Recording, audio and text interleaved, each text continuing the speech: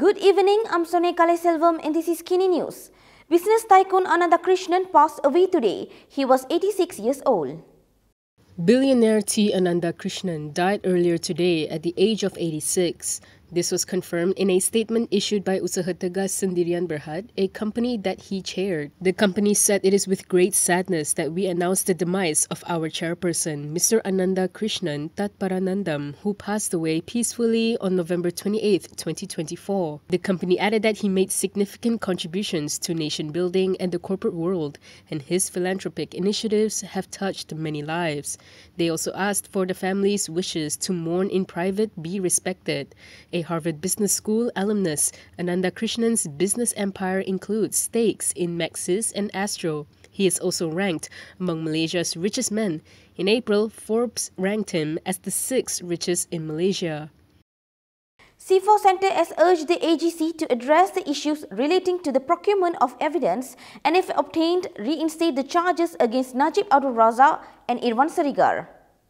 The Attorney General's Chambers has been urged to address the issue of procuring classified documents in former Premier Najib Abdul Razak and former Treasury Secretary General Mohd Irwan Serigar Abdullah's criminal breach of trust case and to reinstate charges against the two.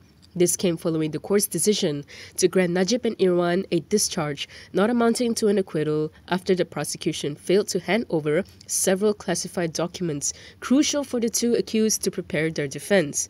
In a statement, the Center to Combat Corruption and Cronyism said the granting of a DNAA to Najib and Irwan in relation to the case, due to the reasons provided, is a major blow to public trust in the AGC. It said recently appointed Attorney General Muhammad Mokta must take responsibility to rebuild public trust in the legal process and ensure that public interest concerns are taken seriously. With this, C4 Center urged the AGC to immediately address the issues relating to the procurement of evidence and, if obtained, reinstate the charges. The anti-corruption group also called for Putrajaya to expedite the separation of the offices of the AG and public prosecutor. It added that Putrajaya should amend the Official Secrets Act and remove its arbitrary power to classify documents as secret. Bursi also commented on the case. They said the AG must explain why it failed to hand over the documents to the defense. Bursi has called for Attorney General Muhammad Mokta to publicly explain the supposed mishandling of the criminal breach of trust case involving the International Petroleum Investment Company. This was after former Prime Minister Najib Abdul Razak and former Treasury Secretary General Mohd Irwan Serigar were granted a discharge not amounting to an acquittal for their 6 CBT charges. Bursi said this is a case of public interest and the Attorney General must explain why it failed to hand over the documents to the defense as required by law. It said the case had been filed since 2018 and questioned why it was impossible for the prosecution to obtain and hand over the related documents to proceed with the case. In a statement, the group asked if it was an intentional mistake by the prosecution. Bursi emphasized that the people have a right to an explanation because the entire cost of the case, including the prosecutor's salaries, is borne by taxpayers. It warned against hiding behind the excuse that the DNAA was the court's decision, since the trial judge has clearly stated that the DNAA is due to the prosecution's mistakes. It also demanded that the government announce a clear timeline to deliver its promise to separate the offices of the Attorney General and Public Prosecutor, and for Prime Minister Anwar Ibrahim to guarantee implementation according to the timeline. In conjunction with Malaysia Kini turning 25, from now to 30 November, you can subscribe or renew your Malaysia Kini package with 25% off. Click the link in the description below or scan the QR code on your screen to enjoy this exclusive offer. Moving on, Penang PAS youth want Zahid to reveal the MPs that had approached and tried to persuade BN to leave the government. Penang PAS Youth has called on BN chairperson Ahmad Zahid Hamidi to disclose who purportedly tried to persuade his coalition to leave the government. Penang PAS Information Chief Ibrahim Ani said if Zahid fails to name the 4 Perikatan Nasional MPs, then Penang PAS Youth will conclude that he has truly succumbed to the habit of lying, just like his political mentor. He also expressed doubts about the Deputy Prime Minister's claims. He also suggested Zahid made the story up to distract from his corruption case, which was classified as a discharge not amounting to acquittal by the courts. He said beyond the DNAA issue, the latest statement from the UMNO president is also likely intended to distract from larger issues such as mismanagement and the failure of the Madani government to address the rising cost of living, which continues to burden the people.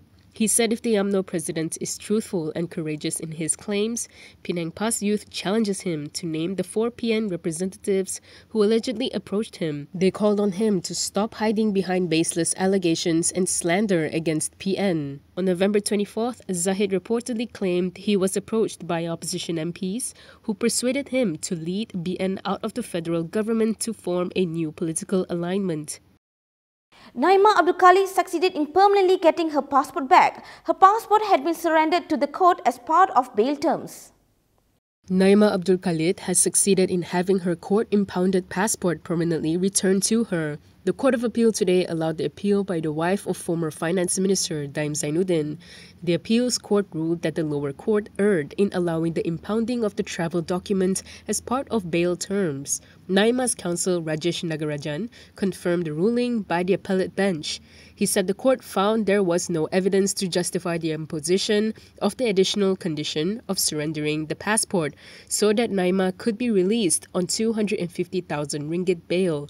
In January, Naima pleaded not guilty to a criminal charge of alleged failure to abide by an MACC notice to disclose her assets. The charge was framed under Section 36(2) of the MACC Act 2009. She was accused of committing the offence by giving a sworn written statement that did not comply with an MACC notice under Section 36(1) of the MACC Act. A Bersatu leader said Muhyiddin, as the chairperson of PN, has the right to appoint anyone as the PN Secretary General. This was in response to Muhyiddin's idea of appointing Azmin Ali to the post. Bersatu Supreme Council member Dr. Afif Bahardin said the appointment of Perikatan Nasional Secretary General is the prerogative of the coalition chairperson. He said this in response to PN Chief Muhyiddin Yassin's idea of appointing Azmin Ali to the post. Afif told Malaysia Kini that this was stated in the coalition's constitution. Afif stressed that Azmin would be a good fit for the job as his vast experience can be utilized to rejuvenate PN. He said based on experience, Azmin has good ties with PAS and had proved this when he managed to defend the party's lawmakers during the political crisis that took place when Selangor was administered by Pakatan Rakyat. He added that Azmin enjoys a good rapport with Selangor PAS and the state PN is doing a great job in defending the rights of Selangor folk in the State Assembly. Yesterday, PAS MP Ahmad Marzuq Shari said Muhyiddin's plan to appoint Azmin to the post was a mere proposal, adding the PN Supreme Council had yet to discuss the matter. This came after PAS Youth Chief Afnan Hamimi Taib Azamuddin proposed that the party's Secretary General Taqiyuddin Hassan become PN's new Secretary General. Previously, it was reported that Muhyiddin had said Azmin would be appointed as PN and Bersatu Secretary General. That is all from me today. For more stories, you can go to kinitv.com. You can also follow us on Instagram, Twitter, YouTube and Facebook for the latest news updates. I'm Sonia Kaleselvam. Thanks for watching.